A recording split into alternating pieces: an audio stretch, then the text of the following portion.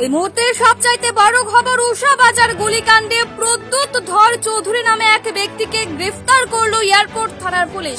আপনাদেরকে কিন্তু সেই চিত্রটি আমরা দেখানোর চেষ্টা করছি।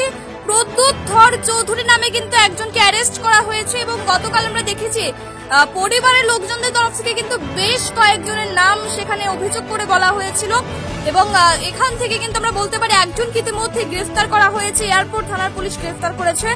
বর্তমানে কিন্তু সেই অভিযুক্তকে আগরতলা পশ্চিম থানায় নিয়ে আসা হয়। এই মুহূর্তে সবচেয়ে বড় খবর আপনারা সরাসরি দেখতে পাচ্ছেন পিভি নর্থ ইস্টের পর্দায়। গতকাল শালবাগানে যে গুলিকাণ্ডে হত্যা করা হয়েছে দুর্গা প্রসন্ন দেব, ওনার হত্যাকাণ্ডের পর কিন্তু পরিবারের লোকজনদের তরফ থেকে বেশ কয়েকজনের নাম অভিযোগ করে বলা হয়েছিল এবং গতকাল আমরা দেখেছিলাম সেই এলাকার যিনি প্রাক্তন বিধায়ক ডাক্তার দিলীপ কুমার দাস, উনিও কিন্তু বলেছেন যারাই এই ঘটনার সাথে জড়িত আছে প্রত্যেকে যাতে একেবারে শাস্তি দেওয়া হয় এবং পুলিশ প্রশাসনকে তিনি বলেছেন যাতে করে প্রত্যেকটা জিনিস যাতে খুব ভালোভাবে তদন্ত করে বের করা হয়।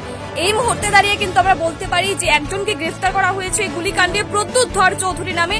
শালবাগান গুলিকাণ্ডের প্রত্যেকটা আপডেট, মানে এই সংবাদটা নিয়ে কিন্তু প্রত্যেকটা আপডেট আমরা সরাসরি তুলে ধরবো আপনাদের সামনে পিভি নর্থ ইস্টের ডিজিটাল প্ল্যাটফর্মে। অবশ্যই সঙ্গে থাকুন পিভি নর্থ ইস্টের সাথে।